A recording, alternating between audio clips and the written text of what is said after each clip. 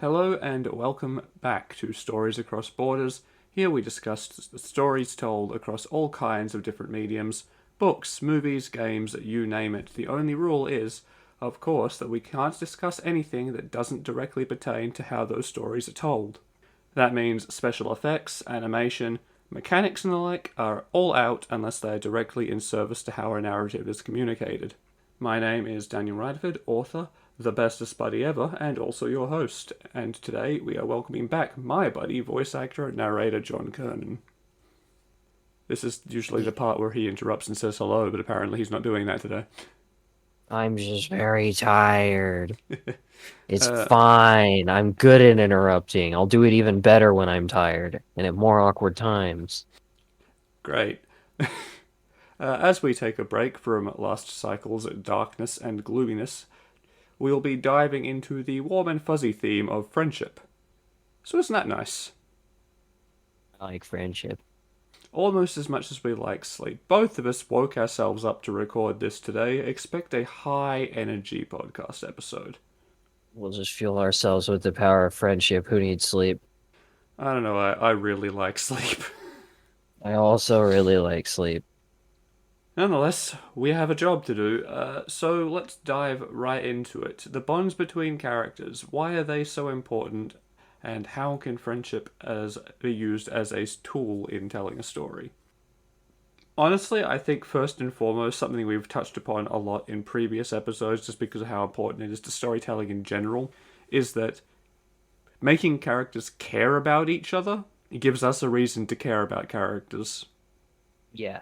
The real power of friendship, unironically, is the friends we made along the way, at least as far as it being a writing tool for the most part. Yeah, we find ourselves becoming more involved in the stakes of a story when there is, those bonds and those relationships are. I was going to say at stake. I don't have a better word for it. I mean, When conflict can potentially threaten those relationships. There we go. I did it. if somebody doesn't like anybody else and nobody else likes them, unless somehow something about them has grabbed us enough that we're really looking forward to the time when they do like and are liked and are other people, what's to cause us to give a single damn if they just die? Yeah, I mean, you see that a lot with a lot of the sort of loner hero types, especially the anti-hero variety, where even if they act really quite obnoxious to the people around them and have a very rude and antisocial demeanor, even then they usually have a few people in their corner that care about them or that they begrudgingly care about themselves because it is really hard to relate to a character who has no interest in other people at all. Yeah, and it's important to have. I mean, one of the best examples is Vegeta. If we want to go popular and easy, like Vegeta continues to be an ass for a long time. He can't even admit he likes his family. Like it it's one of the things that I find interesting about it, is like that whole thing would be one thing if all he had done was get Bulma pregnant, because then you would just be like, well, haha, of course he did, horny monkey man. But they got married during the time skip before we even find out they're together. And he can't even admit to himself or anybody else that he really cares about his wife and son until they're in danger of immediate death and it's his fault. And he's sitting there about to freaking kamikaze himself. And he's finally like, shit, I love my family. We made it almost 5 minutes before we weeped out on our audience today. Not weeping out. It's Dragon Ball. um, Everybody's fucking seen Dragon Ball Z. but yeah, I mean, it's exactly that sort of thing. But that's an interesting dynamic. That notion of wow, I care about these people, but I'm too much of a gruff badass with this and emotionally stunted to admit it. And you see that a lot in a lot of stories. It's why I feel like it's a big part of why a lot of our edgy loader anti-heroes end up adopting children, basically. True. You see it, It's a story I like a lot. yeah, I mean, you see it in The Witcher, you see it in The Last of Us, you see it in X-Men. Boy, do you see it a lot in the X-Men franchise. That's true. Wolverine's up to what is like fifth adopted child at this point. And, Kind of true. Although Magneto's got his he's mainly just got one. kind of. Professor X is the one with a lot of adopted He children. has a lot of adopted. Even Magneto's got a lot of adopted children. True. Uh, And then he's got his two birth children pending whichever continuity rewrite you're in the middle of. yeah. I Poor was gonna X-Men's say been through a lot. I was gonna say Deadpool kind of, but he's actually kind of weirdly quite sociable. So Deadpool's at least in his Deadpool's movie way sociable. incarnations. He just doesn't get like emotionally close to most of those people. Deadpool is the example of somebody who's outwardly very social and friendly, but it's at least like a big chunk in act, if not more, and only a couple of the people he ever gets close to does he actually give a damn about. Yeah, I mean, he is. In a lot of But ways, he feels like like a bit of an outlier, but in a lot of ways, he also does fall into that bracket of a sort of emotionally walled off loner kind of character who, yeah, no, it's in his case, his sociability is the wall. yeah, it's another one like a bit of an outlier in a lot of ways, but still generally speaking, another one of those characters who starts off pretty much alone or a bit of a loner, and then through the course of their story, you watch as they develop actual friendships and bonds and stuff with the people around them. And that can be a very interesting, compelling thing to watch. A lot more so than a character who starts off the edgy loner and is finishes the edgy loner. I wouldn't I wouldn't know anything about loners who use sociability and friendliness as a mask to cover any sort of like inner pain. Never written that ever. No, of course not. Me either. No, never happened.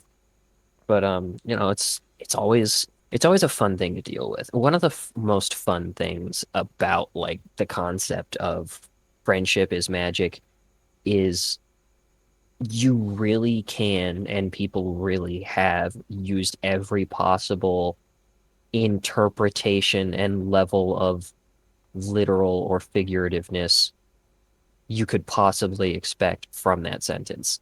It's Yeah, very flexible. I mean, absolutely. I mean, when it comes to what a lot of us refer to as quotation marks the power of friendship in a story, you kind of get two flavors of it. You get the more grounded, realistic version where it's simply motivation. Where it's your character is drawing on those relationships to keep them going and to motivate them to achieve the heights they are achieving. And then you have the very literal Then you have and the more literal interpretation, which that comes up a lot in like children's media and animation, but well, including let's adult not forget. animation and Let's a not decent. forget the most recent interpretation of My Little Pony literally named itself after the trope. It's called Friendship is Magic. Little outside my wheelhouse, but I believe you're Although, to right. be fair, that might be where the line is originally from in the first place. Not that show, I mean, but I think the original. God, I can't remember any of the commercials from when I was a kid, but I think the original My Little Pony, like, boy lines catchphrase might have been Friendship is Magic, but I'm not sure. I wouldn't be surprised if I know this is the example you were going to go with. I would have asked my sister, who might remember. Yeah, I was never much of I was never much of a horse boy as a kid. I had some time of being a pony boy, but pony boy is from a very different story. Also about friendship, though. Yes, true. It's a good example. It is actually a fantastic story to use to illustrate, how important those bonds are because, it's a very found family story. And for anyone who's missing this, we've very, very abruptly segued from, of all things, My Little Pony to The Outsiders. Yeah, it's true. Um, where I think it's been a very long time since I've read that book. I haven't read it since like 2008, but I believe the characters I'm thinking of are Johnny and Deli, Yes. and I think the relationship between them is just the one of the best written friendships ever, probably, because it is Yeah, such a deep connection, and you feel and believe every minute of it, despite how different people they are. yeah, friendship is God, it's just friendship is such a thing and a value as a writing Friendship concept is that it's such a thing. The quotes keep on coming. yes.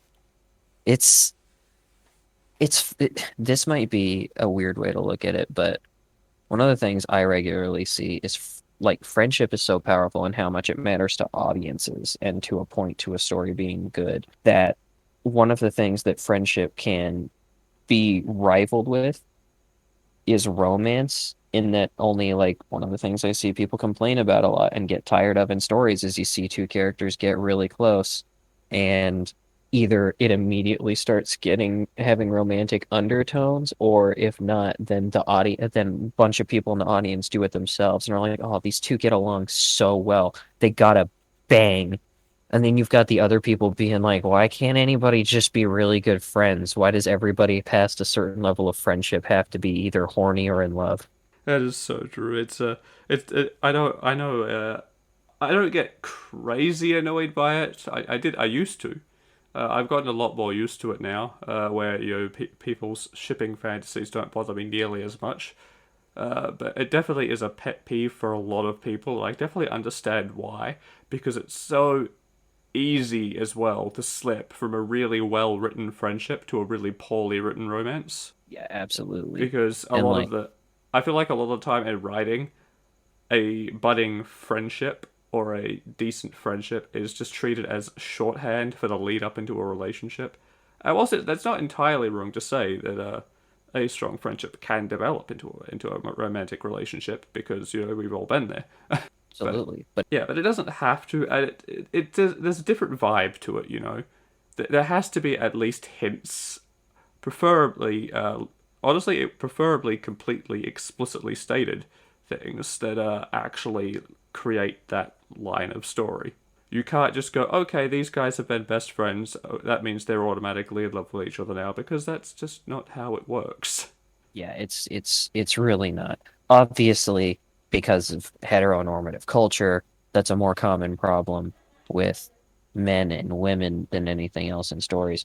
But you see it a lot with couples of the same gender and everything too. It's just you see that more often with the shipping community than with writers actually falling into the trap. Yeah, it's definitely. I mean, I don't want to say it's purely a community issue because obviously it is definitely something that's a lot more prevalent, I think, in fan communities. But I don't want to just let writers who do it off the hook either. No, especially because like that's when I notice it the most because I usually don't get involved with the fan communities of most of the things I actually like. But Yeah, like when it's a a smart writer does decision. it, I- you can't avoid it when the writer does it. No, but like the flip side to that though is that when it's done well, it's one of the most believable ways to get to that part in the plot. It is almost always easier to buy into the strong friendship that develops further than it is the random love interest that gets introduced into the story where there is Mhm. none of that history or connection established. It's a lot easier to pull off a romance from two characters already being bonded from a writing perspective. Although there's something to be said for people who actually understand it and can pull it off too, like the power of infatuation because like one of the downsides is that because it's easier, you know, friends to lovers, not just as a pitfall for writers to fall into, can also really just become a crutch because that's also not always how romances develop. Sometimes two people decide they like each other almost right away and they just go for it. And sometimes that makes a relationship easier in real life because you don't have all the weight and nervousness and this crap of like, oh, well, I don't want to ruin our friendship.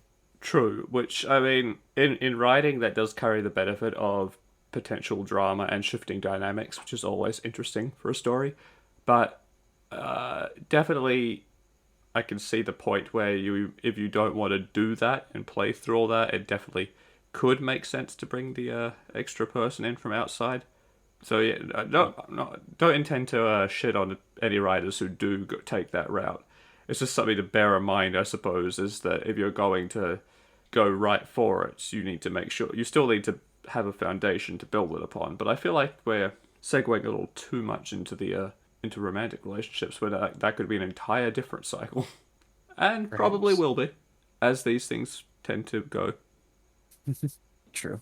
But it does touch a lot on just by association. It does touch a lot on one of the things that makes character friendships such an important writing device, because they allow for a lot of interesting dynamics and changes in dynamics between different groups of characters, especially if you have like an ensemble cast where your characters each have individual different relationships and things like that, which can be interesting. Because generally speaking, the relationships people have with each other aren't static. A little bit That's more very true. so with like fictional characters because they have to be simpler than actual people just by default. As much as as much as I'm someone who likes to say you have to make sure your characters are people, that's a lot more about making them feel like people and dynamic than it is about actually making them people. Because real human beings, or whatever your chosen species of character is, are complicated. It's true. Not everybody can just be a Mr. Meeseeks or a Kirby. If only we could all be Eldritch Abominations. Yeah, so If I was an Eldritch Abomination, I would sleep so good. They're really good at just sleeping. for 1,000 years, wouldn't it be a nice? Wouldn't it be great for Oh the man, podcast timetable if I I don't slept know. for a I thousand mean, years? But if we were Eldritch, well, I don't know. Our influences might reach out and still do the podcast while we were sleeping. Maybe we would dream the podcast and it would become reality. and I wouldn't have to edit it. Oh man, No, now I want to be an Eldritch elder. editing. Someone make me an elder god, quick! Please, I need it. It's going to be so good for my career and my sleep. Cthulhu, are you taking applications for your pantheon? I can be He scary. never answers. His answering machine has so many messages. You'd Hi, think it would be Cthulhu, full, it's but me it never again. seems Just to checking fill to it. see if there's any more openings. No? Okay. Well, I'll see you tomorrow. Maybe next time. But yes, the main things you get out of strong friendship bonds between your characters, I suppose, are you get interesting character dynamics that are dynamic themselves and that they can shift and change in interesting ways according to the events of the story. You get plenty of opportunities for drama because honestly, there's always more potential for drama in maintaining friendships than there are in dealing with enemies. And you do get access to everyone's favorite trope, the power of friendship, whether that be the motivational variety, which I have to admit is my preference, or the literal variety, which we'll probably get into the specifics of that trope again a little bit later, but I wanted to look at the options for shifting dynamics, drama, and fallout. That is fallings out, not nuclear rain. I understand why you could think I meant the bad one, or the really bad one. They're both pretty bad. Cohesive tonight. Uh, Yeah, it's uh I there are so many examples of the power of friendship. It can be hard to get into unless you stick to the really broad stuff yeah, well, like we are, but that's the thing is that it's simultaneously a really broad topic and also one that's really specific. yes, Uh, it's everything is its own interpretation of it. Which I mean, yeah, if you want to be lazy, you could say that about anything, but it's just a lot more true with the power of friendship than it is with most other tropes. right.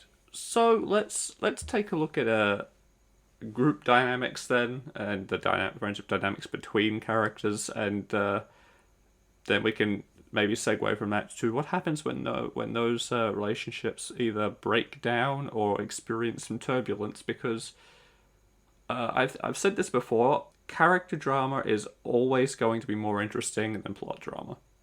Oh yeah. I mean, you always get more invested in the characters than the plot. Most Yeah, of your investment in the plot comes from the characters to begin with. yeah, which doesn't necessarily mean have a bad plot. It's still important to have a good plot, usually. Big asterisk to that one. There are genres and writing styles where the plot really isn't that big a deal, but as a general rule. So, for our friendship dynamics, I mean, it's hard to categorize because there's so many different ways you could do that. Yeah. But There's an entire tag on Twitter about it. there's a tag on Twitter for everything at this point. I know, but like even just within our own server, we've seen so many posts of like X Friendship is my dynamics, yeah. favorite friendship dynamic. Yeah, because you've got bond Although, like you've got the friendships based on like mutual protection or big guy protect little guy or smart guy help big guy who's not so big in the brain, or you've got uh best friend rivals, you've got scary looking person who's secretly soft protected touch, and yeah. watched over by very soft but strong person. Yeah, you have friends who used to be enemies, or the bully who does a 180, or my personal favorite, as the trope is called, vitriolic best buds, All the shit talk. which are people, yeah, which is that you've probably met these people, the two people who are constantly giving each other just mountains upon mountains of shit. That I've been surface those level, if people. you didn't know better, you would never guess were actually ridiculously close. But the minute you would just say something against the other one yourself, it wouldn't go well for you.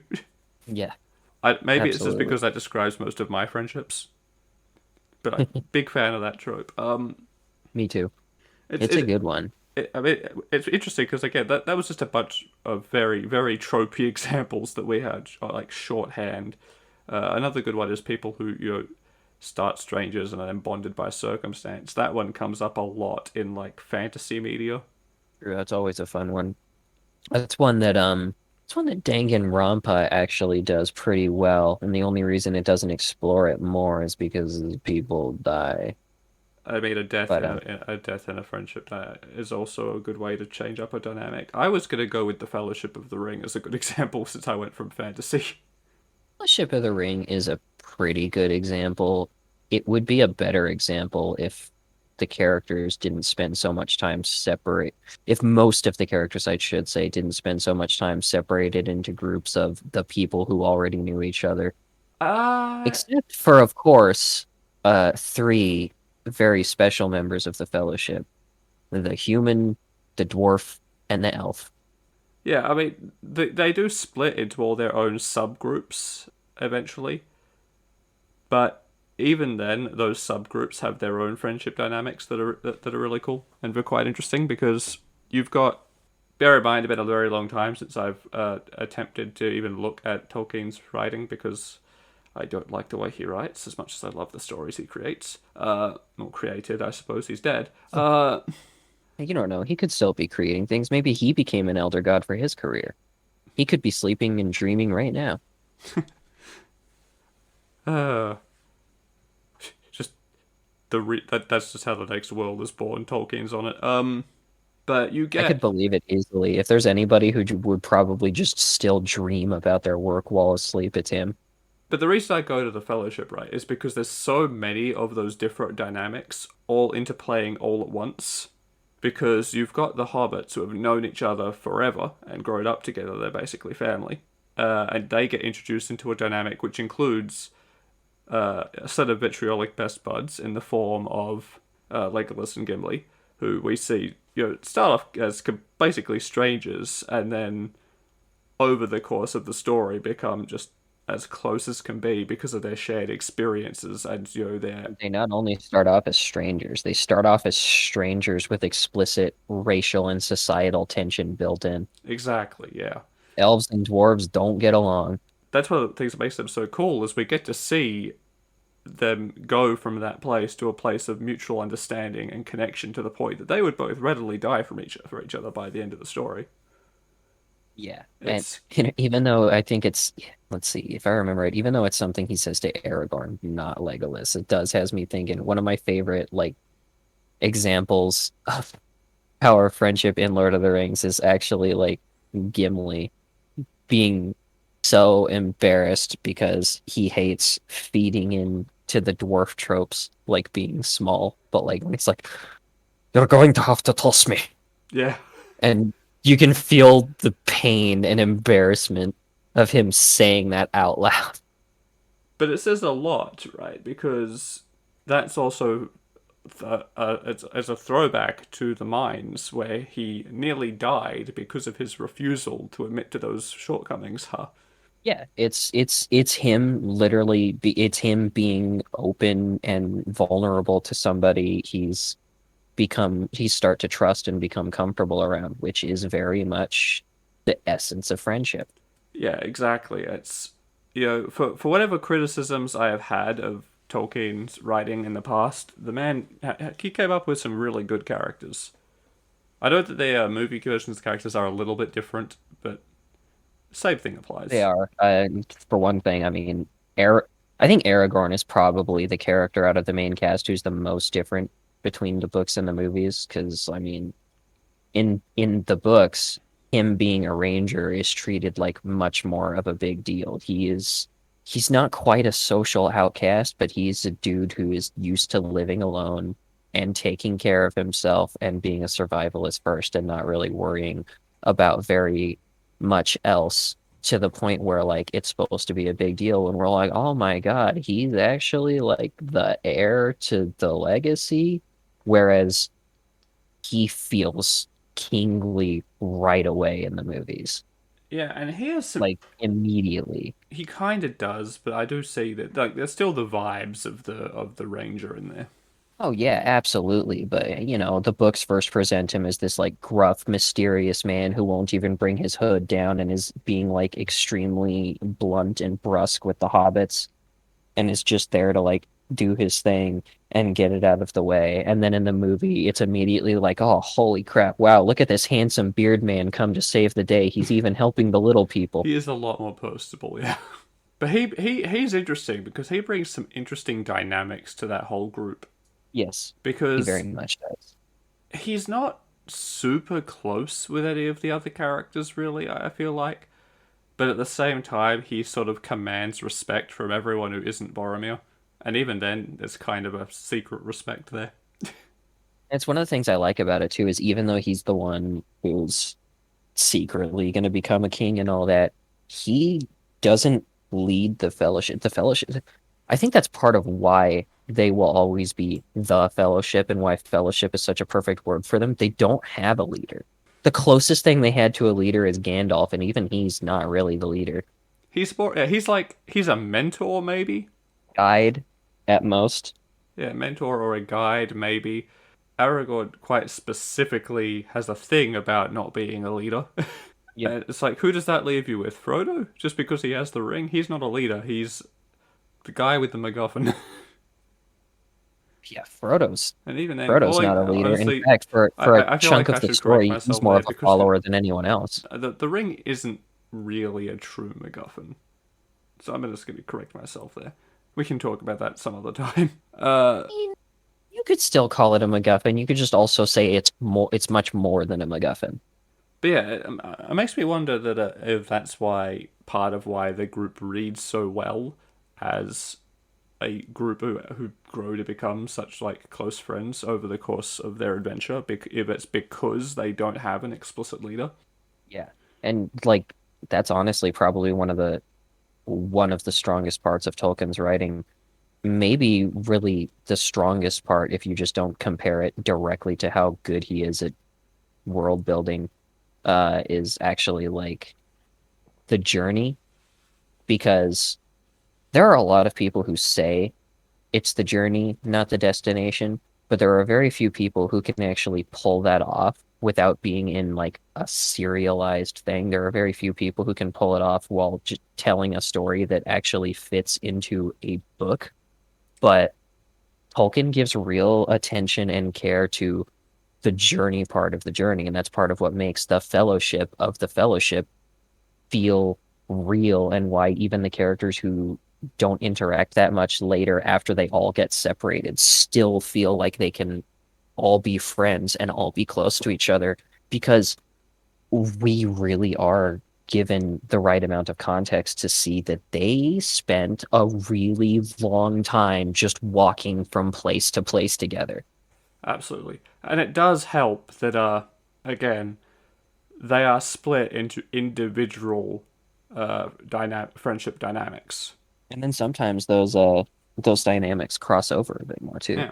It makes me wonder, like, though, right? Because it's not something you see a lot where that you see groups that function that way without someone filling the role of a defined leader. It's true, yeah. A lot of groups always either have to have a leader, or if they don't have a leader, will kind of have the opposite in like somebody who is the butt of the joke or the ignorant slash vulnerable one that everybody else in the group takes care of together. Like I want to say the inversion of a leader, but not quite just a follower either.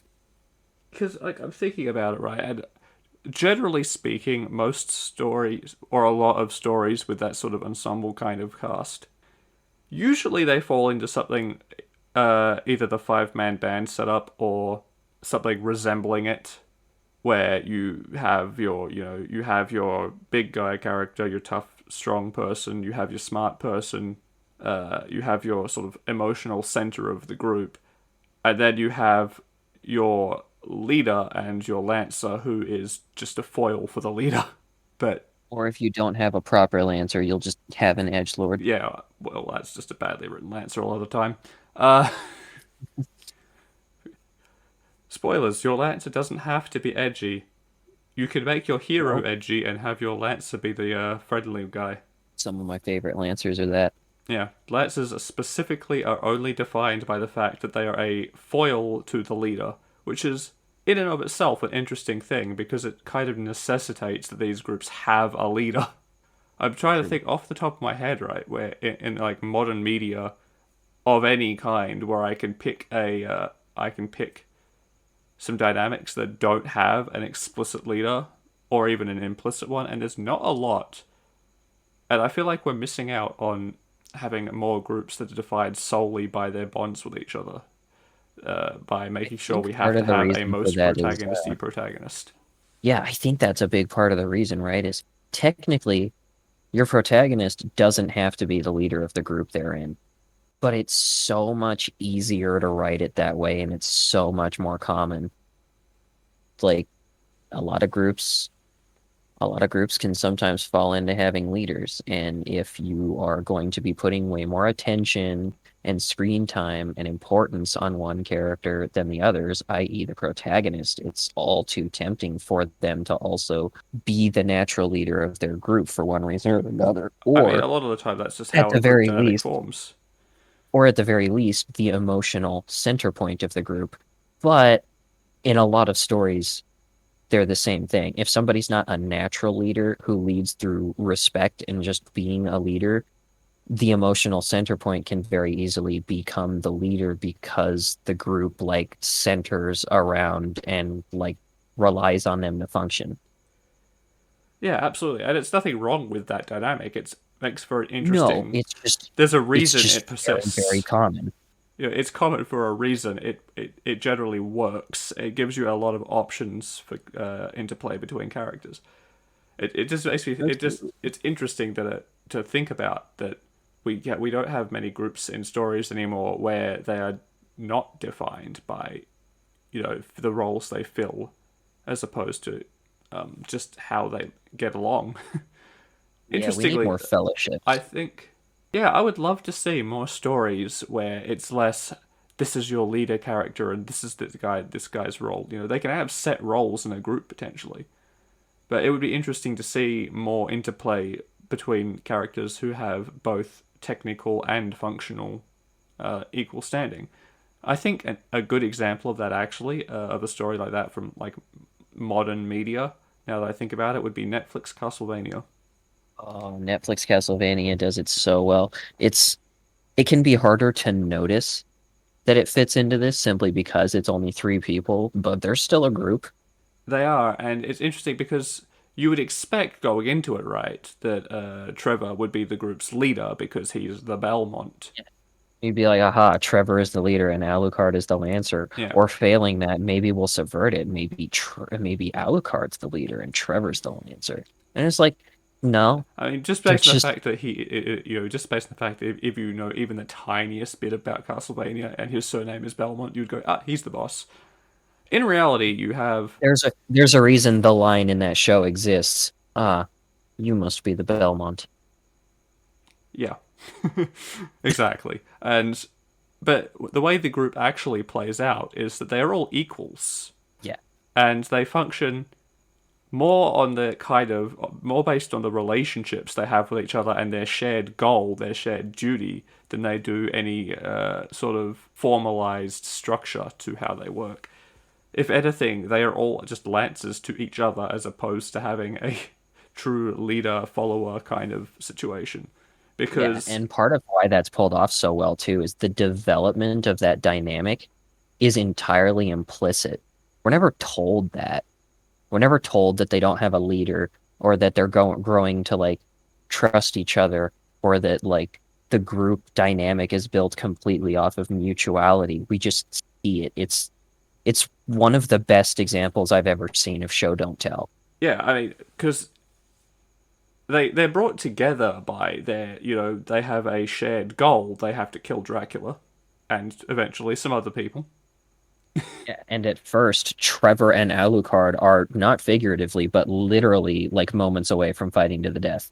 Yeah, they have not a strong start, and you watch straight up animosity between people who are only working together because they have to, much to Cypher's continued annoyance.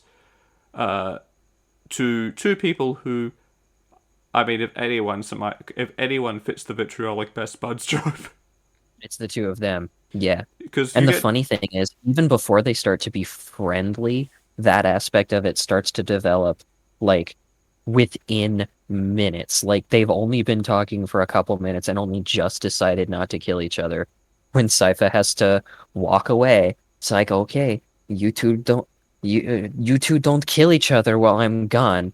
Only for Alucard to immediately turn and go, oh please, and Trevor go like, yeah, we're not children. And then Alucard will look back. They look back at each other, and I don't remember which is which, but one of them says, um, "Fuck you," and the other one says, "Eat shit and die." exactly. Like It's it's perfect. honestly a lot like it's one of the reasons that that show is so good, right? Is that you buy into the relationship the three main characters have with each other. Even when they're separated, you can sort of feel the influence that they've had on each other's lives, and I think that that is important. Yeah, and they show that again really well too when we get our good moments of Alucard being alone in season 3 before his storyline gets less good for a while of like We could argue about that one.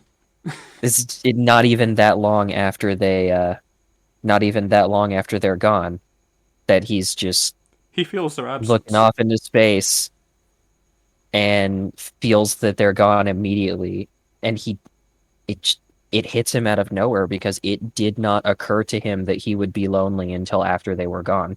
Yeah, Like it's partially because he's never had a relationship like that before, but I think the big bulk of it is also that he was probably thinking to himself like, well, I'm used to being alone. I've always been alone. It's always just been me and mom and dad, and then it was just me for a really long time. I'll be fine. spoilers. He was not fine. It was very not fine. No, he has just gone through an extremely traumatic event, Yep, not fine at all. and he needed that support network, and he didn't have it anymore. And so he went looking for a replacement anywhere he could find it, and that made him vulnerable. That's like it cannot be stated enough that whilst at the surface level Castlevania is just a show about it's just a show about stabbing Dracula. It is carried so hard by the relationship the characters have with each other, because that's not even the only really interesting like example of a friendship dynamic in Castlevania, because the villain side has one too, between One the side man has himself, Dracula, and a couple. Isaac. Yeah. There's between Dracula and Isaac, and there's also actually between Hector and Redhead. Oh, Godbrand? No, no, no, no. I was like, The uh, what? Camilla's No, you sister, mean yeah? Redhead. I can't remember her name either. Carmilla's Uh, sister, though. I feel like it starts with an I. Something cute, some Yeah, but sort you're of right. girl There's name. this kind of romantic tension, to be fair, after a point, but that can exist in a friendship. It it is, but it's also an interesting friendship dynamic, especially when to a point the romantic aspect of it kind of starts to fall through, but the friendship is still there to hold it together. Yeah, that was a nice touch, actually. That they didn't just default right back to being enemies, because just because they realized that that shit wasn't going to work, really, it didn't change the fact that they still cared about each other quite a lot. Yeah. I thought that was pulled off quite well. And maybe it would still be romantic someday. I mean, she is a hot vampire and he is a dumb, very, very smart, very dumb man. But yeah, I mentioned Isaac and Dracula as an interesting one because it's Yes. so one-sided, and not in the way you'd think. Because No, no, Dracula looks at Dracula's the one Isaac who as a sees friend, Isaac as a friend. and Isaac looks at Dracula as his boss.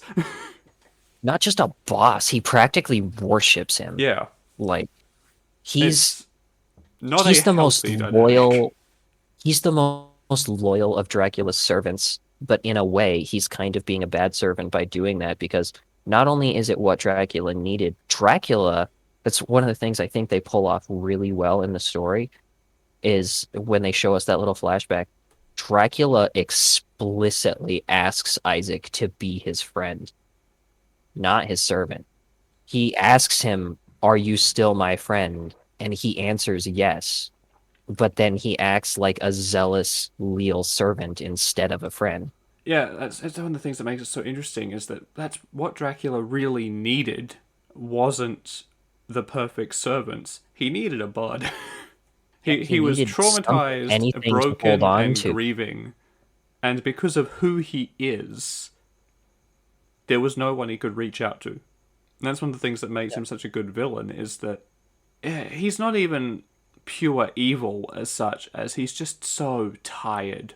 He just Oh yeah, wants I think everything that's to one of be the things they over. they emphasize so well is you get into so many situations where you're just like, oh shit, oh Dracula's about to explode. Oh, is he gonna Dracula gonna cap a bitch for talking back to him? And he grips the armrest of his throne and like his whole body tenses up only for him to like almost fall back into his seat despite not having gotten up and like shrivel up because he's so tired. Yeah, like he can summon up that gravitas when he needs to, but by and large, he's just a man who has lost his wife in the most brutal, messed up way possible, and it's just gone. All right, fuck it. We don't deserve to exist. And that's Man the is thing. so It's not. tired. He It's literally triggers the apocalypse with his own two hands and then can't keep up the energy and motivation to keep it going himself. yeah. And the thing is as well. He's not even. He's not planning to survive and rule the ashes. No, he wants to burn it all down. Like a lot of the vampires start sort of going, what's gonna happen to us when all the people are dead? And he's like, hey, don't worry about it. They don't really question him that much. A lot of them, at least No, not to his face, because because that's one he's of the things I Dracula. enjoy about him is despite the fact that he's grown to hate humans, Dracula also shows he doesn't think vampires are better than humans. He's aware that vampires, for the most part, are monsters and no better than humans. That's why he's ready for it all to go. Exactly. Wait, that puts him in that place where, and you can see because he reaches out to Isaac, right? Whether that's because he knows or it's just in the back of his head as a subconscious thing, he realizes that he is in a very dark place, and he needs that friend to pull him out of it, and he doesn't have that because he's Dracula. The closest thing he's Yeah. got is Isaac, and Isaac can't see Dracula as the man. He can only see him as the legend.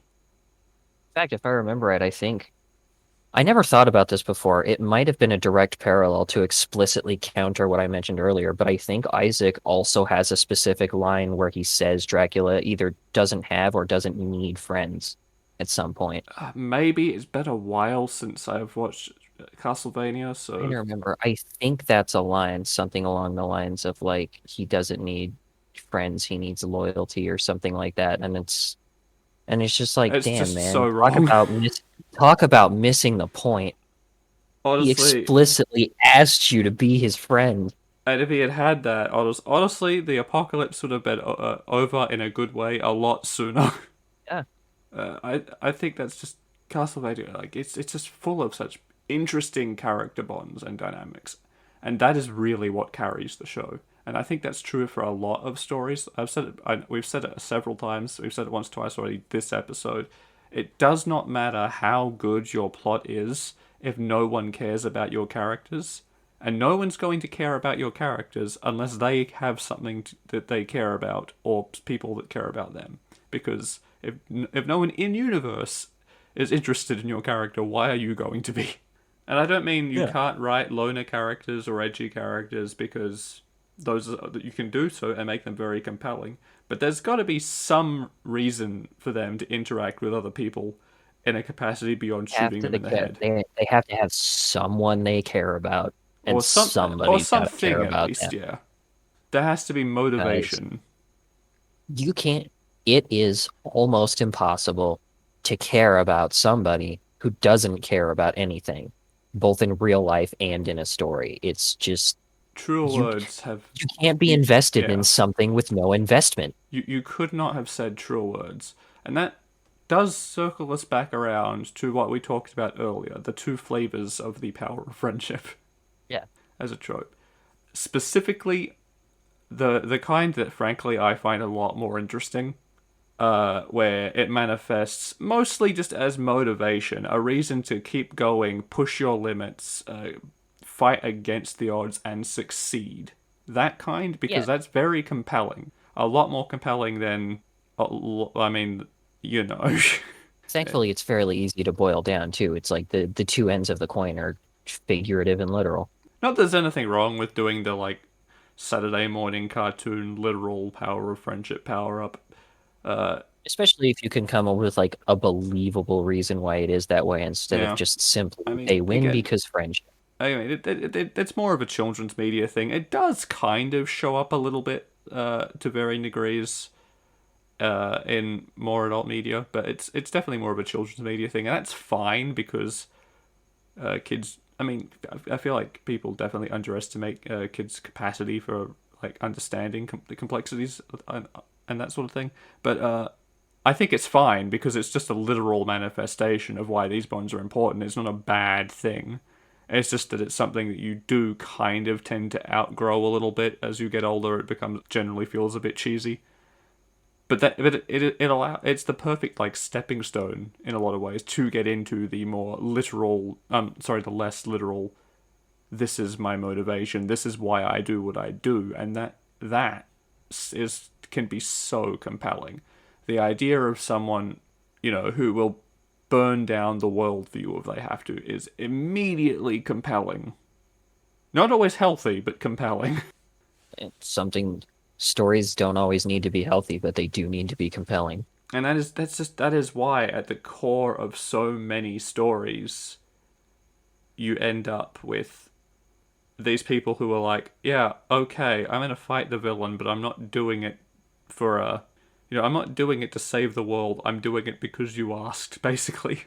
Yeah, I like that one. And let's see, one of my other favorites is when somebody internalizes how important others to them are so much, like somebody tries to use their friends as a weakness or call them out for how much they care about other people in some way that's supposed to give them an edge against them, only for somebody to say the equivalent of, this isn't about them. I'm doing this for me. And you Yeah. could interpret that as it being a selfish motivation, but what I usually feel like most characters actually mean when they say something like that is they've grown to care about these other people and their safety and their own motivations and happiness so much that that's enough for them to genuinely want what they're doing. They're not doing it selflessly anymore. I mean, yeah, that directly ties into a very common manifestation of this sort of thing where it's like, okay, you can save the world, or you could save your friend slash love interest slash social group, whatever. And the protagonist, Yeah. purely because they are that motivated and driven by this scenario, goes, fuck you, I'm gonna do both. Which a lot of the I'm not time, going to give up on anyone. yeah, which, if you look into it, it's not the smart decision to try. The logical decision is always going to be to save the many. But they're not gonna make that decision a lot of the time.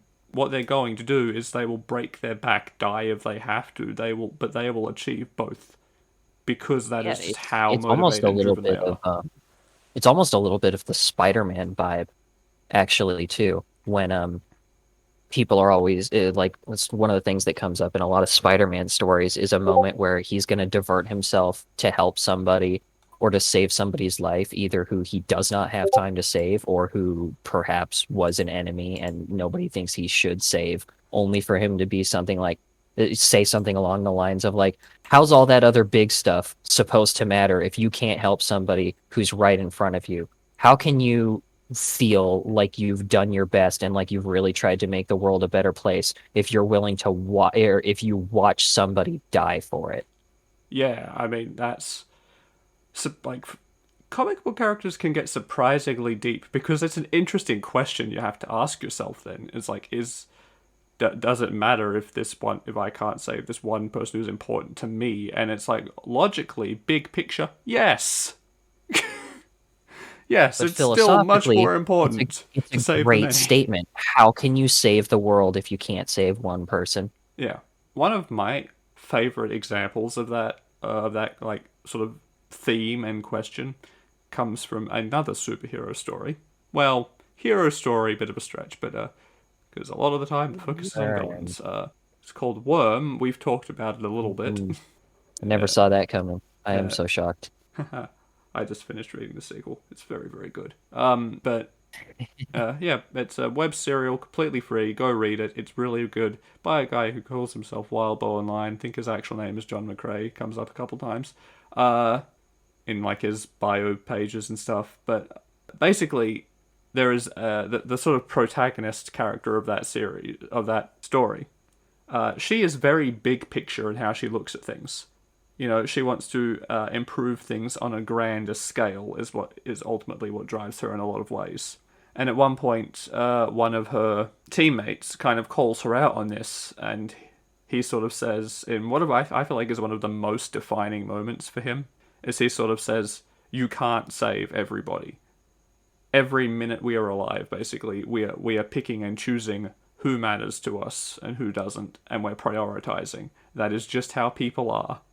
We I actually focus on the love that people as who a matter to statement us too. first." And it was a very character defining moment for both of them and very interesting because she doesn't want to make that compromise, and in the end she chooses the big picture, which And not a and lot I of people love do. that too because it's also like an it feels almost like an inversion of how the line is regularly used.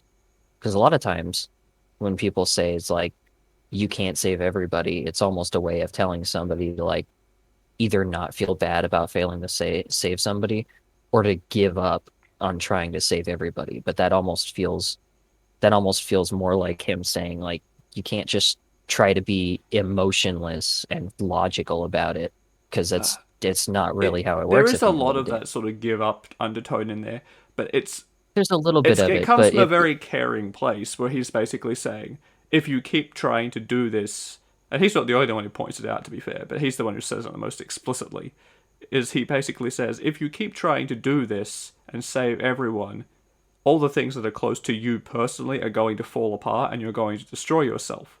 And that's honestly one of the things that makes it hold weight when she chooses to save everybody, because she's saying, I'm prepared to risk how important, like all this stuff that is important to me at a personal level for the greater good. And that's one of the things that makes her very compelling. yeah. And I think Because, I think that's something important too about the idea of sacrifice, because a lot of times people treat sacrifice like it's a very binary thing. You are either going to sacrifice yourself, your health, your life, or your happiness, or you are going to selfishly sacrifice something else, either because you can't sacrifice yourself or because you aren't willing to. Whereas you can also have way more dynamics to something like that, where you could see, for instance, sacrificing yourself as sacrificing everything. Who knows what happens to the things or the people you care about if you sacrifice yourself? By giving yourself up, you could argue you're just as much giving up everything else you care about, because you're not going to be around for it anymore. You're not going to be around to make it better or to even see what the results of your sacrifice are and if it was worth it and if it helped. Yeah, I mean, the character who sort of calls the protagonist out in this, Gru, he's like, he's coming from a very human, relatable place, I think, right? A much more grounded place in a lot of ways, where he's sort of saying, every minute you're sleeping or something like that, and he's not. And for the record, the protagonist is not the only character who's affected by this. I'll touch on that in a minute. But he's sort of like, but where he's coming from is basically like, you have to choose what's important to you because you can't save everything. I have my team, I have my family. Those are number one. That's what's important. That's what I look out for. Everything else not a priority. And it sounds like surface level really quite harsh and wrong, right? But that is how most human beings operate. Yeah, Most true. people aren't looking at the big picture. They're looking at their immediate circle and what matters to them. And then she's just the complete opposite, the protagonist, Taylor, who's like, that's great. Like, don't get me wrong, you guys are my life. You have changed everything for me. But I'm still prepared to sacrifice all of that I've built for the sake of the world if I have to. And that gives that like those decisions so much more weight because she does care about those dynamics. A character who doesn't have that like core group that they care about and then makes the same choice is Ozymandias. Yeah, It in carries which case less. It everyone's like, who carries cares? less weight when you're not that divorced from humanity. Yeah, like I mean, there's a reason Ozymandias is partially the villain of Watchmen. Exactly, because yeah, arguably what he's doing is for the greater good, but the sacrifice involved in what he's doing means nothing to him because these people are like ants to him. He doesn't have that connection. So when he does it, you're like, when he put his plan into action, you're like, holy shit! But it's not the but without having the human connection. That's why in the comic, like the actual Watchmen comic original run, from what I understand, it makes a point of still showing you the human interplay between people fairly often because Ozymandias himself making the decision he does would completely lack the punch that He's a robot. He yeah. doesn't care about anything.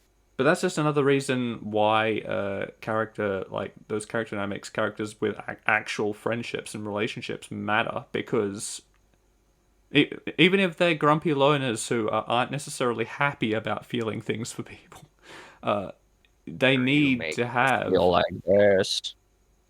those bonds because it gives the decisions they make for everyone on a larger scale carry weight as well.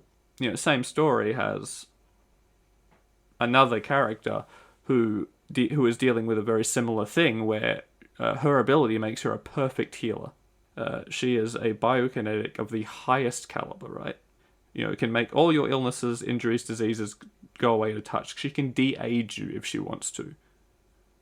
And she is That's constantly feeling the terrifying. pressure because every minute she is doing something for herself, she's not helping people that she could be, and she feels that pressure, that imperative. And because her support network is shit, she has a complete breakdown. I feel like she could heal somebody to death. Definitely, she doesn't. Generally speaking, use her power offensively. Interestingly, she could, but she doesn't. Oh, But I yeah, just realized a hmm? story we have.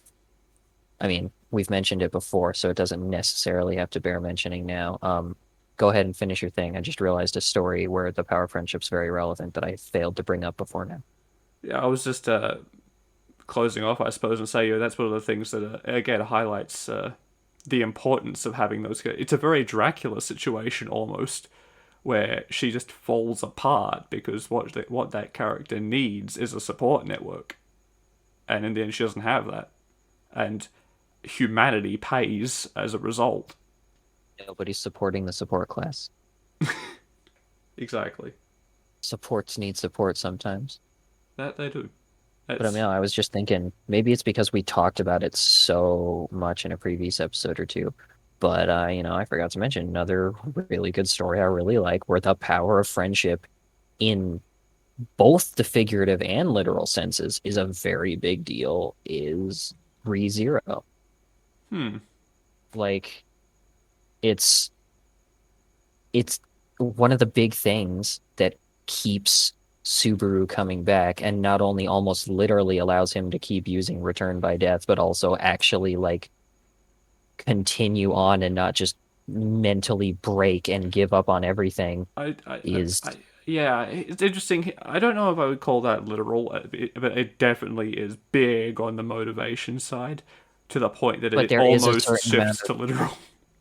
but there is a certain amount of literalness to it because we're essentially taught at some point, not explicitly, but it's very heavily implied that if he were to genuinely like give up on life, he would stop coming back to life. Kinda, yeah. I do think it definitely trends more to the motivation versus literal side, but that's fine, and that's the cool thing Yeah, about the absolutely. I motivation just side, I right? just wanted to bring up that there is a little bit of literal in Oh there. yeah, yeah. But because very few things can do both.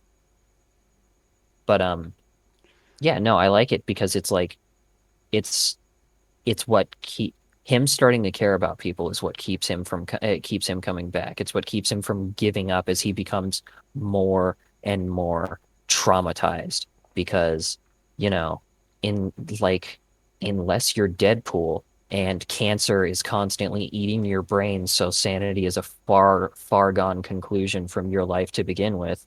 Dying is very traumatic and it doesn't become less traumatic because you know that it's not permanent.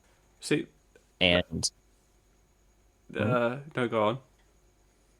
I was just gonna say, and like these, it's part of what keeps him coming back and trying again and again, but also like him growing those bonds, even beyond the memories of other people, as certain parts of history are essentially rewritten because he has to try to go through them again and they don't happen the same way.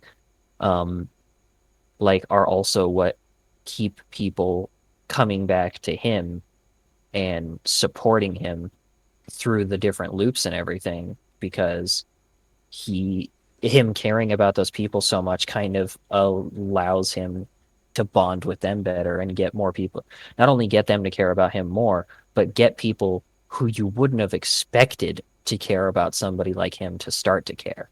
See, this is one of the reasons why I like the friendship as motivation flavor of the trope so much, because after a point, right, those bonds have become such a motivating factor that and the character is so driven to preserve those things that they almost start to touch upon the literal sense of power, because they will they will just go to such extreme lengths for the people that they care about. It may you know Things that otherwise would have they broken them. yeah they will wreck their sanity, they will wreck their body, they will climb up Mount Doom, they will keep coming back from the dead, they will do whatever it takes to their own detriment, fire and flames, whatever, for the sake of those people. And that makes for a really compelling character. Oh yeah, it's something I also really More like so if there's about not him. like, especially right if it's just the willpower without any like literal gain from it. It's just Yeah, it's so that's one compelling of to the watch reasons I because it's what we all wish we had. absolutely, and it's also one of the reasons in ReZero that I always actually kind of get like a bit of a smile on my face when somebody calls Subaru greed or accuses him of possibly being the aspect of greed within the show. Because on a surface level, you could be like, ah, what? He's not that greedy. He's just doing this for the people he cares about. And it's like, but that's the thing.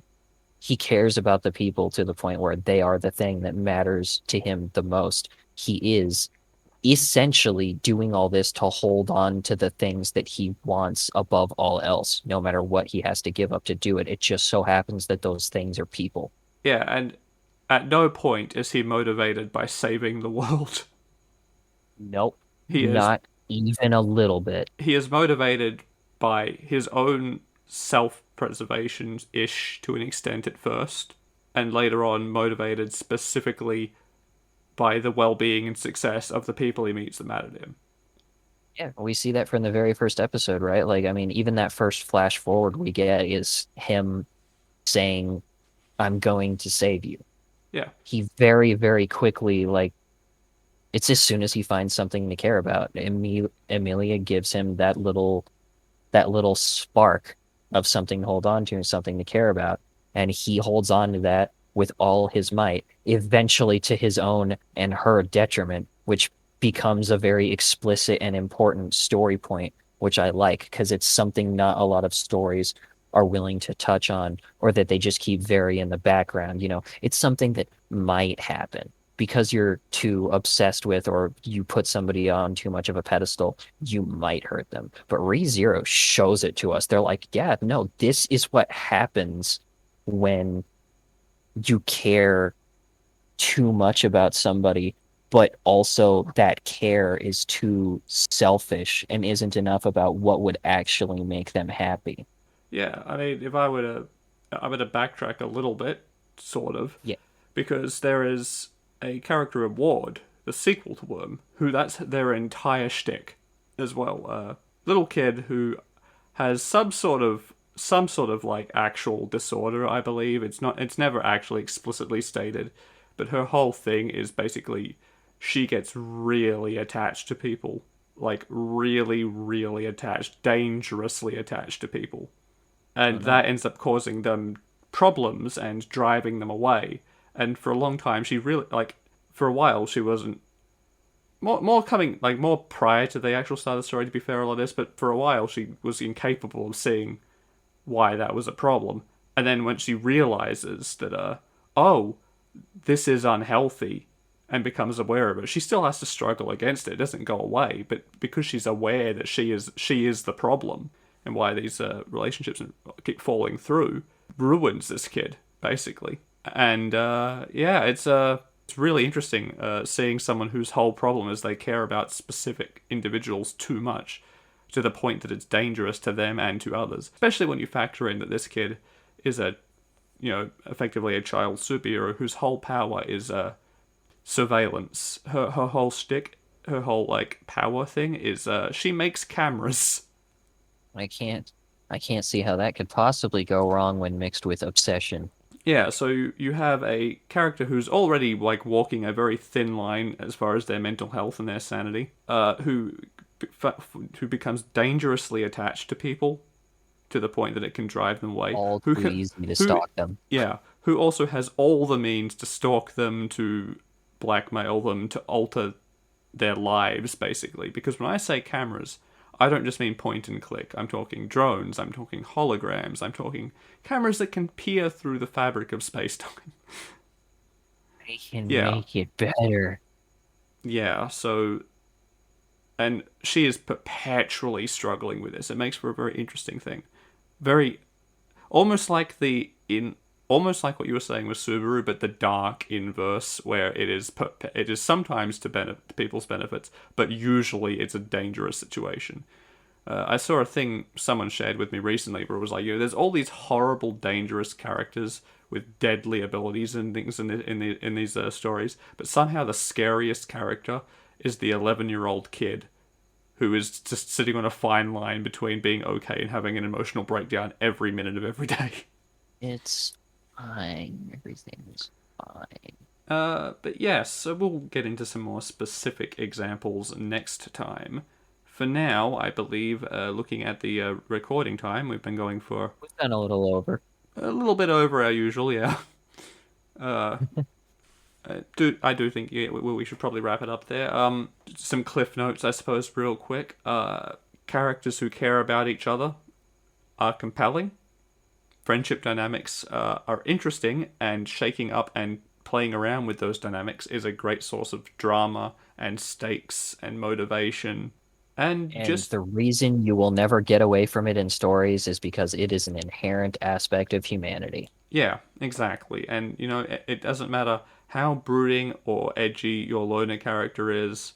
If you want us to care about them, they need to care about something.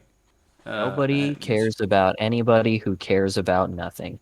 And you should care about following me on Twitter at DanielWright7, where you can find me occasionally saying inane things about writing or promoting my work. You can also find access to this podcast, assuming you aren't listening to it on Spotify, or rather, assuming you are listening to it on Spotify or Google Podcast or something. You can find it hosted itself on my website, radfordwrites.com, where you can also find other examples of my assorted writings and a link to my YouTube channel where you can find readings of the things I've written, and every now and then a little animation might pop up.